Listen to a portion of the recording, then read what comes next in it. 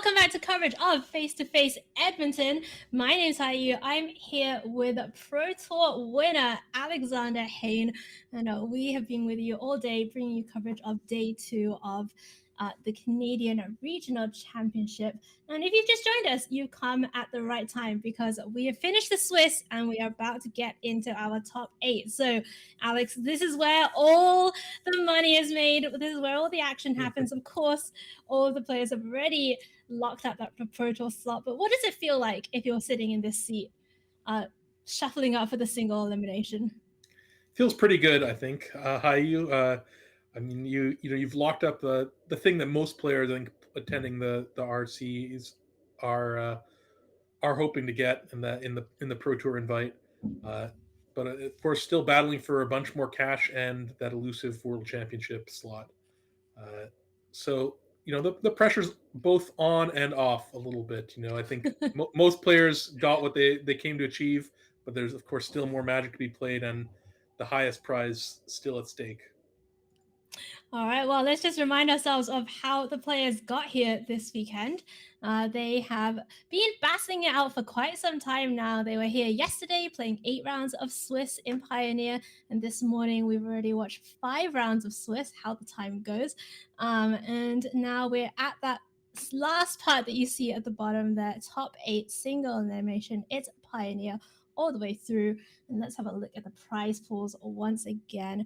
Not a bad day at the office for all of our top 8 who have already locked up $750, prize money ranging all the way up to $3,000.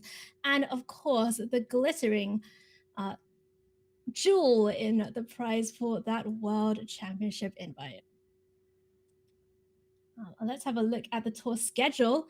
So for those of you who are maybe at home, maybe thinking about getting into competitive Magic, trying your hand, seeing if you can battle it out with the best, plenty of options and available to do it with face-to-face in Canada. You can see some of the dates coming up: St. John's and Toronto in July, Saskatoon and Prince George in August, Calgary in September, and back to Toronto in November. It's going to be some pretty exciting times for Canadian Magic. Face-to-face tour, obviously, been doing this for years, just delivers these excellent events every time, really looks after the player experience. It's not just all about competitive. There's Commander to be played, there's cosplayers, just community events, all sorts of awesome stuff brought to you by Face-to-Face and, of course, by Wizards of the Coast as well. And a special thank you to them for sponsoring today's coverage. So it's top 8 time. Let's find out, Alex, who it was that made the top 8 here in Edmonton. And there you can see them raid out. We've seen some of these players in the feature match area already today, and it's great to see some of them back here.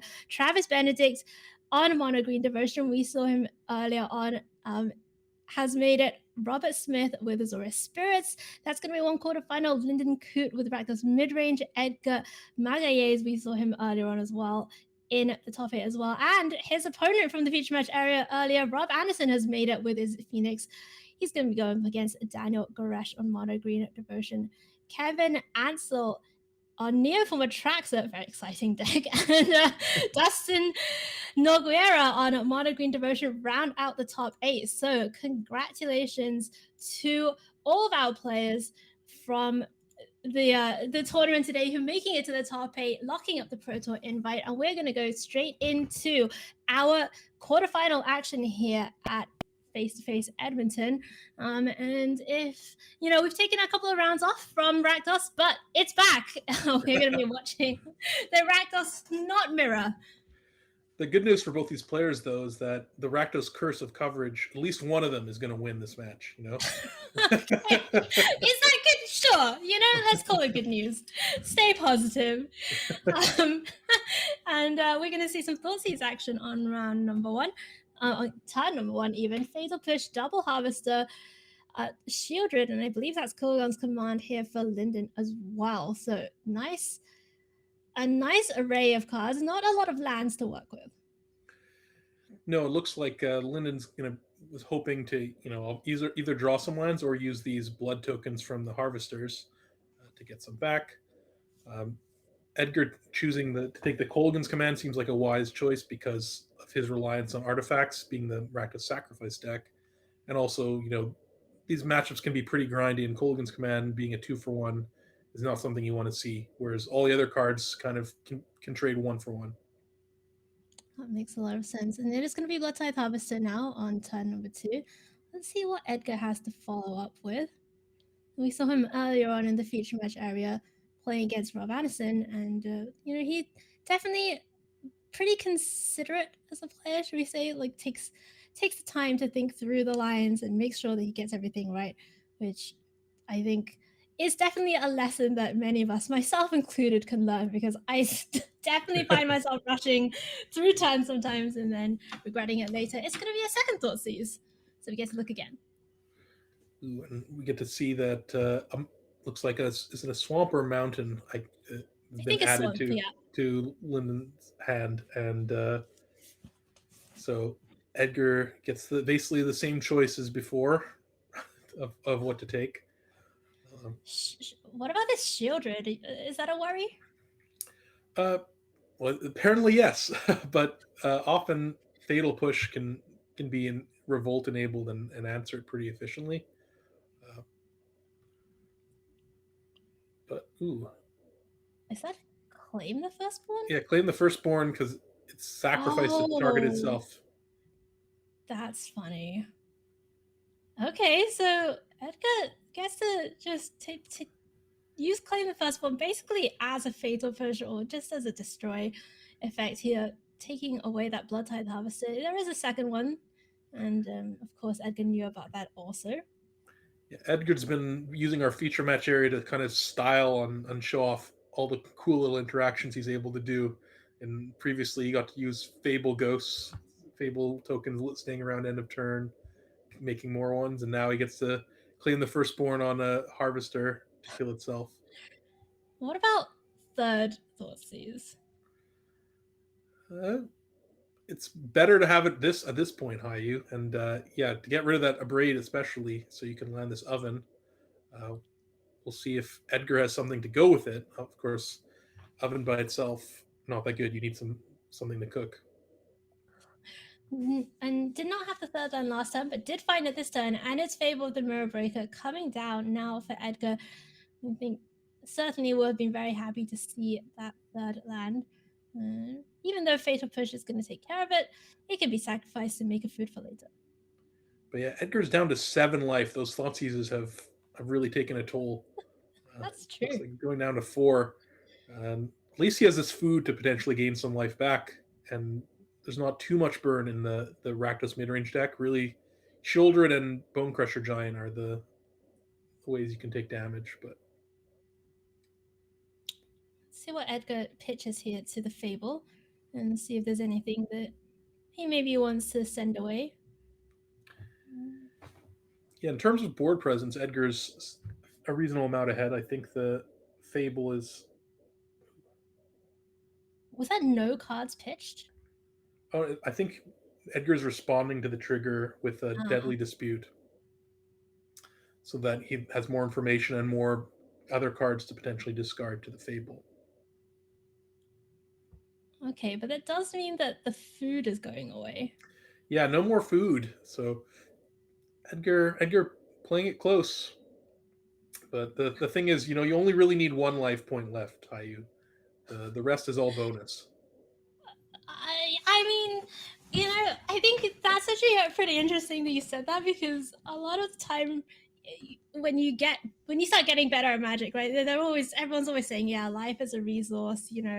One is winning at 1 is the same as winning at 20. But I do find that as you keep going, life starts to matter again, Alex. Well, certainly having more life is more refreshing to win. You don't have to sweat your opponent drawing Bone Crusher Giant or Graveyard Trespasser or something like that, right? Right. Okay. But it is. Well, now Edgar does have a food available and has plenty of mana, so certainly not dying to burn at this stage. Does not have a lot of creatures to work with, just has that flipped reflection, which only just flipped this turn, I believe. Yeah, it's just flip this turn, and it really kind of, Lindent has these two attackers, and Fable coming down probably means that Oh, something good. Ooh, but that's a big one. Mayhem Devil for Edgar Magalhaes, and at one life, I think if you're in Linden's team, you're thinking just a little bit more, and this is the exact card you do not want to see. That treasure sacrificing is now going to offer a ping. The food sacrificing is going to offer a ping. There's still an active oven as well. And Edgar just needs to find a way to navigate this next couple of turns and can potentially stabilize things here. Yeah, one line of play off open to Edgar is he can use a treasure and food to sacrificing both to go up to 4, a little bit safer, and then kill off this Blood Tithe Harvester uh, to prevent it from killing off the Mayhem Devil. Uh, and then, you know, even after that, Linden's own bloods and treasures that he gets will cause him to take damage from the Mayhem Devil, because it's not just your permanents being sacrificed, it's your opponent's as well. Wow, it was actually Deadly Dispute to sack the blood, and that's going to make another treasure. It does take down the Blood Tithe Harvester. And as you say, Linden's own sacrifice abilities will be somewhat painful now. He's still at a pretty comfortable 20 life. Pitches a land to the Fable, and let's see what they can do now.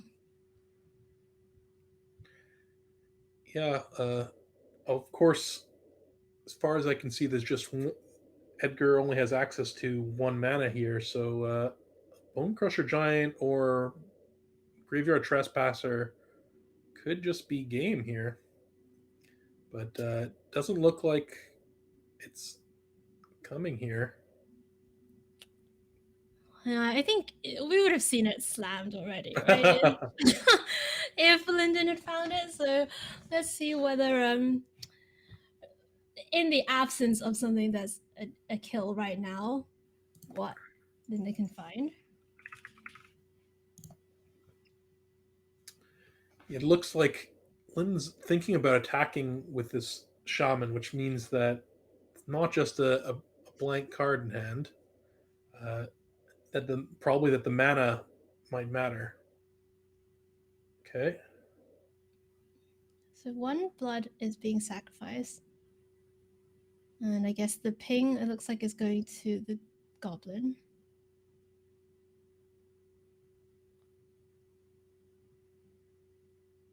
Is that 2 mana being... Oh. 2 mana being tapped? Is this it? Oh, it's okay. Okay.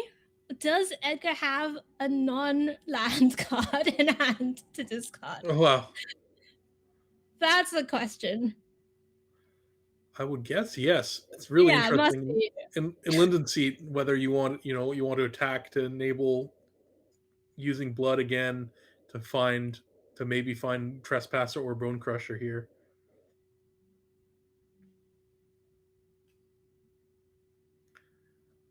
But I mean, the threat of being able to escape that Croxer is also pretty Absolutely. problematic, right? Somewhat. I mean, Edgar's deck does have all these fatal pushes and claim the firstborns, and definitely getting claim the firstborn on your Croxa is not particularly fun. Right. Oh, and of course that goblin has to get pinged again because of the Croxer sacrifice. Yeah. Just throwing away that goblin really to enable the Croxer. And now Edgar gets to untap with active reflection. It's gonna make a copy of Mayhem Devil. Edgar might just have lethal here. Okay, let's see. Mayhem Devil's getting. That's 6 damage.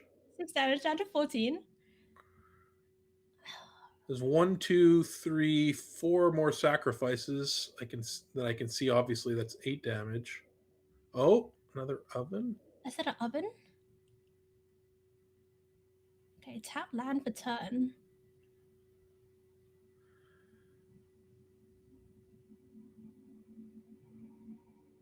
All right, seems like it's not quite lethal yet. Not quite lethal. Okay. All Edgar's right. just gonna sit So back on some of these foods. yeah, and it's still gonna hold a card in hand. That's the oven that we sort of nearly play, but not quite play. Yeah. Aware that there is that Croxa in the graveyard. And yeah, I think Lynn's in a spot where can't really escape Croxa because of the Mayhem Devil doing enough damage. It's gonna go for it regardless, it looks like. It might not have any more, may have no other options. So it's Right. Probably not a lot. I think there's just maybe one card in hand, or maybe two cards in hand, I think, from what we can see. Oven hits the bin.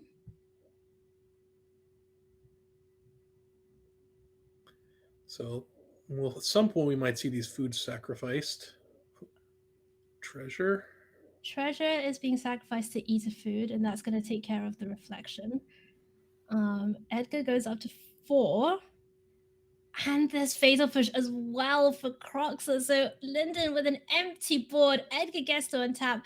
Lindent's at 12 life. Surely there must be enough So or yeah, so close to if enough. Edgar chooses to copy the Mayhem Devil again, can hit for 6 damage there, and then would need 3 more sacrifices. The oven is 1, and then both the foods would be 3. So if Edgar if Edgar copies the Mayhem Devil, attacks with both devils, sacrifices the reflection to the oven, and then sacrifices both foods, that that's enough. Oh, Yeah, even more than enough, because the Mayhem Devil gets sacrificed in step 2. right. And I think you can see Edgar doing the math there as well, right as you were saying it. Get you down to 6, eat a food, get you down to 4, sacrifice to get you down to 2, and eat another food. That's gonna be it for game 1. Edgar Magalhaes, after going down to 1 life Wow. from that attack, manages to make the win happen thanks to a combination of Mayhem Devil plus Reflection. Wow, what a scintillating game 1 that was in our quarterfinals. It's good he only had 3 Thoughtseize and not 4. That's true. I mean, wow. Talk about sailing close to the wind there, though, for Edgar. All right, so looking at the sideboards here, Linden seems relatively well set up for this matchup with 2 copies of Hidetsugu Consumes All. It's really, main use is to kill Oven, Cat, all the tokens basically that the sacrifice deck makes, and then also incidentally, exiles graveyards and gives you a threat behind. Mm-hmm. Things like Pithing Needle also can be useful. Uh, we might see Reckoner, Bankbuster, and Colgan's Command come in also just as more grindy cards. From Edgar's side, yeah, probably Colgan's Commands likely come in, but sort of pre-boarded a little bit already for this matchup, I think. Okay, well, let's go down to the action. Game number 2 of the quarterfinals here at Face to Face Edmonton between Edgar Magalhaes on Rakdos Sacrifice and Lindent Koot on Rakdos at mid range. Lindent's going to be on the play this time. These are the 4th and 5th seeds, so they were very close together in the standings of after the Swiss. And both players, of course, locking up the Pro Tour invites, looking to make that World Championship invite. And this time it's Lindent with the hand disruption, and you can see Edgar says, "This is the only non-creature spell I have, the Fable, that's going away." Oh, but it feels good getting to hit that Fable. It's such a key card in all these black-red mirrors. But Edgar looks like he has a lot of good cards left. A couple Harvesters and a Devil, I believe. Yeah. So really, ideally wants some kind of sacrifice outlet to turn this Witness into cards and kind of get things going. But pretty aggressive start. Certainly a pretty aggressive start. Let's see what Linda can follow up with. 3 mana of their own. And yep, it's Fabling time.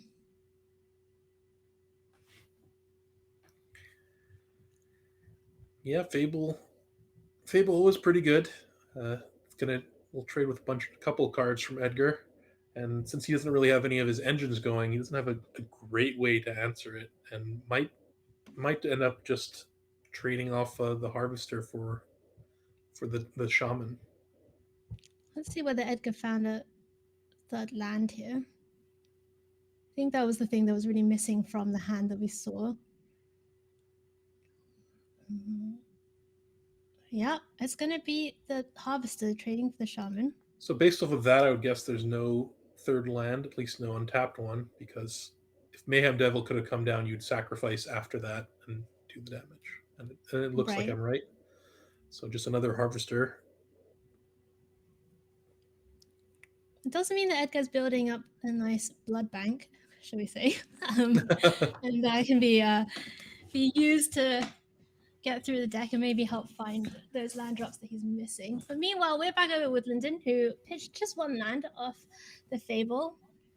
And here's Shieldred the Apocalypse. Trigger in your draw step, and she's going to start really pressuring the life total and be such an oppressive presence on the battlefield. Yeah, Edgar again hoping for a land, I think, because Mayhem Devil can let, along with these two bloods and the harvester can, I believe, can combine to finish off this Shieldred, but otherwise kind of difficult. Yeah, certainly not a great spot, and we don't see the third land being played out immediately. There was also some potentials with this unlucky witness. Oh, but there's a blood tithe harvester number 3 that could get of the Shieldred anyway, and Oh, there was a land. Okay. I think Edgar might just be slow rolling his Mayhem Devil because having seen Lindent discarding only one card, that thinking that there's probably an answer for that devil and waiting to get more value out of it later. It's a nice way of covering the bases, certainly, for Edgar. And back over to Lindent now, who has the reflection that is being transformed, and Fatal Fish takes care of Harvester.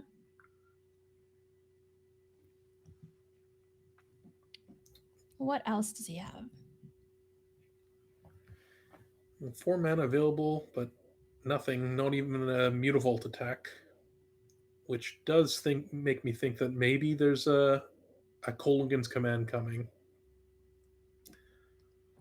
Because otherwise, why did Lindent not attack with Mutavault? I have 2 cards in my hand. Here they are. Edgar says, "Hey, want to kill off this witness by blocking?" And Lindent says, "No, thank you. I'll take one." Yeah, not today, Satan. Oh, and Mayhem Devil comes down, plus the tap land. So now Edgar empty-handed, we believe. Oh no, just the one card. I think it looks like one card. Yeah. And there's the Kolaghan's Command.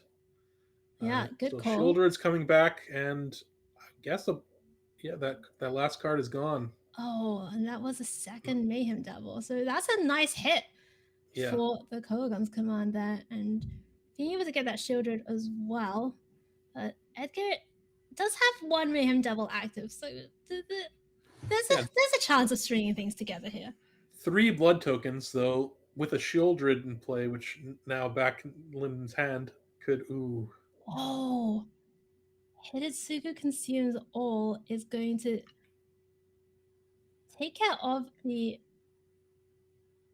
small thing. So all the blood tokens plus the unlucky witness. It is a destroy effect, so that witness does die, and then we're going to see those 2 cards exiled, Fatal Push plus Claim. They can be played until Edgar's next end step. Mayhem Devil being taken care of as well. And as soon as Lindent untaps and draws the card, that Hidetsugu is going to now exile the graveyard as well. What can Edgar find here? There's no easy way that we can see to enable Revolt for the Fatal Push. No, and though the Claim the Firstborn, I believe, is active, but Edgar doesn't would have to find a sacrifice outlet of some kind. And his graveyard's also about to go from the Hidetsugu, so it's a tough spot to be in. Certainly is a tough spot to be in. And of course, we are in the top 8, so there's no round timer anymore once you make it to this slot. Yeah, you're The still games, expected to the play at a matches take reasonable as long. pace. Right. The matches take as long as they take to come to a conclusion. Oh, maybe there is a sacrifice outlet. I think Edgar's just getting 2 damage in since he can't do anything else with these cards, and then the companion is coming to hand, perhaps. No, Colligan's command. Okay. Oh, okay. And that Shieldred was the last card in hand for Lindent. So this Shieldred has been kind of in and out of the graveyard, thanks to various Colligan's command effects. Graveyards are gone. Yep. And we're left in top decking mode where Edgar has an eye and a companion versus Lindent having the first draw, Mutavault, and a castle. Oh, that is the castle locked away in activation. So just get to draw another card. Edgar, as you say, has that Hive of the Eye Tyrant, has Gigantha available in the companion zone. But there's a bit of potentially facing a bit of a problem once this Hidetsugu Consumes All flips over into that Vessel of the All-Consuming, because that's a 3/3 with trample, and it has a bunch of other text, some of which says lose the game on it. Yeah, well, yeah. It's basically growing a 3/3 trample that slowly grows up to every turn. Yeah, I mean, it can't attack this turn, right? So it's still 1 turn away from attacking with it. And by that point, the lose the game line is not necessarily going to be that much of a problem. But I think that line is maybe more for other formats, such as Commander. Usually, but yeah, it's basically a battle between the Vessel, the All-Consuming, or the this Gigantha. Well, Gigantha's, I was going to say, was doing a pretty good job of standing in the way, but it is no longer. Heartless Act taking care of that companion, and this might be Lindent heartlessly closing the door on game number 2, forcing a decider here in our quarterfinals. Some pretty exciting action in the Pioneer format here at Face-to-Face Edmonton. That Vessel of the All-Consuming now 4/4, Mutavault getting fired up again. This is a lethal attack. If there is anything, there is a blocker, but is there something that can take out this blocker? Oh, and it's a second Heartless Act. We are going to see a game 3 here between these 2 different flavors of Rakdos, Alex, and I cannot wait to find out who's going to come out on top. Me neither. We really got to see the Hidetsugu Consumes All being so huge in that game. Really, I think without that, Edgar probably would have had the advantage, right?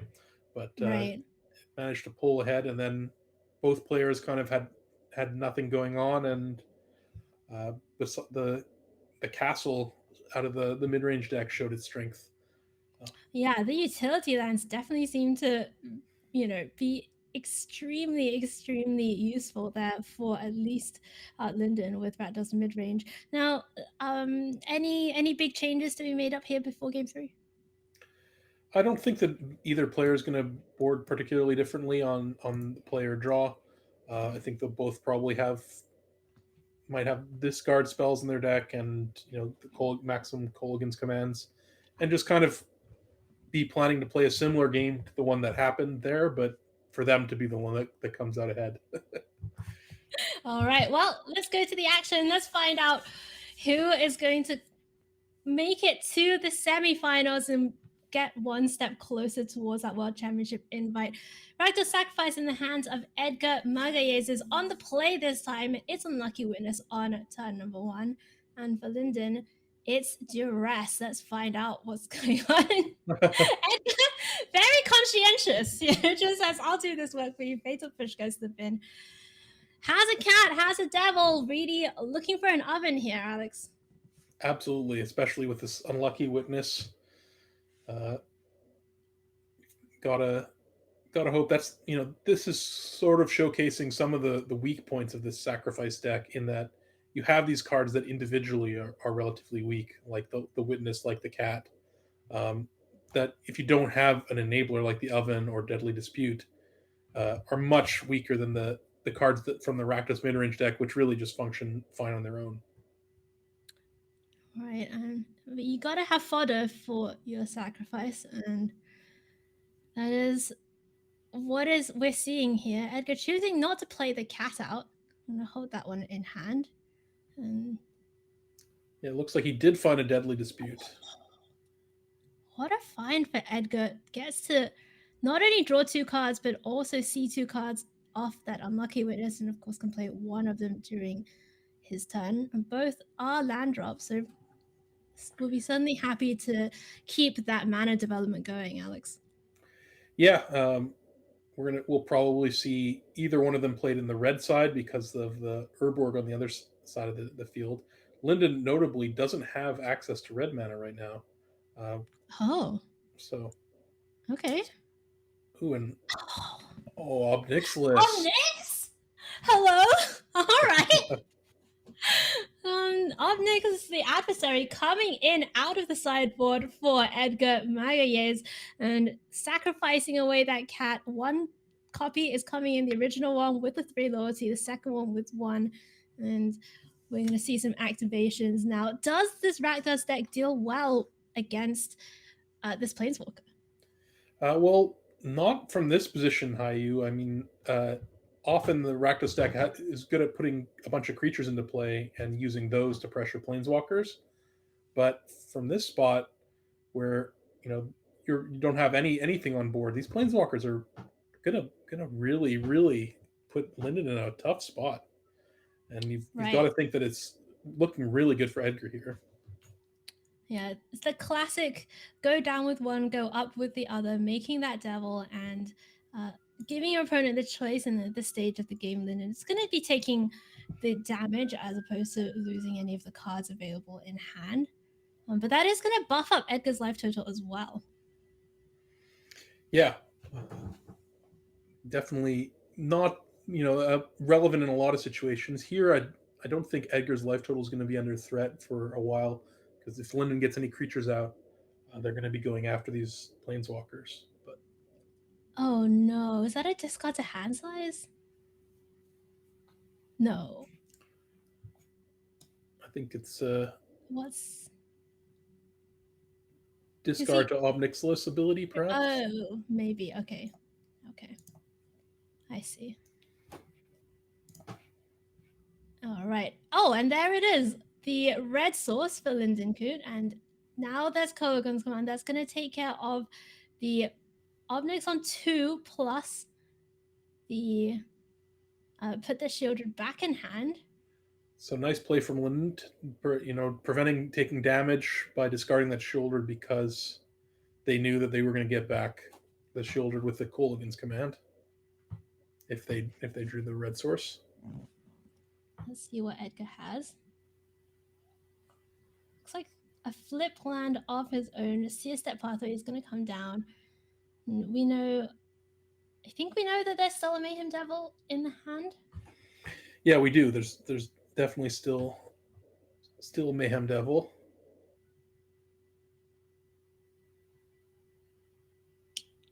But Lindent has Shieldred in hand. Do they have the 4th land drop? And if so, what else is there going on? All right, Shieldred versus Mayhem Devil. How? This is tense. Tense. I really feel like it could go either way here, Alex. What is Edgar looking for? Like, what is the path out of this? So Edgar's looking for either an answer to Shieldred, nice clean one would be appreciated from him, or some of these pieces to his engine to go with the Mayhem Devil. especially with this cat in the graveyard, an oven would be really nice. Um, but barring that, it's kind of tough. Shieldred is really hard to power through if you don't have a clean answer to it or something to go over the top. So it's Oh my goodness. Okay, so we're gonna see up next just going -2, making the devil. And that means, oh, there's deadly dispute. okay. Can Edgar string this together here? 1 damage at Shieldred. It's 2 damage at Shieldred because the devil gives 1 from dying as well, Right, okay. Treasure made. and then 4 damage to Edgar from drawing 2 cards. Oh. I So that mean, part of the sacrifice, it seems, is going to be the life total. yes, but yeah. So Edgar has this treasure. It provides 1 more, so he needs to come up with 2 more damage somehow. Is And there a way? What could provide 2 more damage? Like an oven? yeah, an oven and let's say a creature would be enough. Um, it looks like Edgar's considering an attack. Okay. I mean, this makes sense. Yeah. So Not going to trade the Shieldred. I'm going to make you do right. it. And yeah, so definitely feels like if Edgar had a way to deal with the Shieldred, Blood he would have Tide. done that before attacking. Oh no, that's 1 ping short. Yeah, one ping short. But next looks like next turn though that the harvester plus sacking the blood and the treasure should be enough because there's 3 sacrifice damage and then -2 from the harvester. So Edgar Right, currently has a way to deal with the Shieldred if Lindent doesn't have anything. right. And we know Lindent had 3 cards before. It has a 4th one now from the draw step. Things are really becoming pretty tense here. It's a tap land to lead off with. Yeah, it's a really really close game. Ooh, Okay. so that gets rid of both the blood and the treasure. Edgar's gonna Right. certainly sacrifice the treasure. The blood, that one comes with 2 life to pay, so he don't think he's gonna do that. Oh, he Oh, does. no, Okay, he discarding does. Croxa. Oh, Croxa. Okay. Things. This is getting complicated. Yeah, Edgar is going to take the 2 life, pitch the Croxa. That's value, right? yeah, Label especially Croxa. because you have to do that because next turn the graveyards are getting exiled. So Right. Makes a lot of sense. It's going to go down to 11 from this draw step. And, Alex, I know you, of all people, are well aware of the danger that Shieldred can represent when left yes, unchecked. absolutely. And but Croxa is quite a clock. I mean, I don't know how Linden's hand will quickly get shredded, and then when it starts attacking, it's a lot. So Edgar's 13 life. It's a reasonable amount to be at with the Shieldred. You start worrying when it's something like 6. Oh, okay. Well, what does this mean? What does this attack mean? Uh, this attack is the Edgar trying to get in some damage. There's potentially a deadly dispute as well coming. Um, I don't think Edgar has anything like a Bone Crusher Giant in his list. No, there's no Bone Crusher Giant. No, and Fatal Push would just probably just have sacrificed the and the Blood Tithe Harvester and dispute and but so Lynn's gonna take it. Is wow. not going to risk the Shieldred. Goes down to 6 life, it looks like, after that attack. And does not take the opportunity to eat up this Mayhem Devil. Maybe worried about something like a second Mayhem Devil, or... I mean, there's also this Ravenap Ruins right in play that that represents 3 damage because of the devil. Oh, of course. Okay. But it is going to be Croxa this turn. As you say, the graveyards are getting exiled next turn anyway, thanks to the Hidetsugu consumes all, so it's a good time to do it right now. That's going to have a trigger associated as well.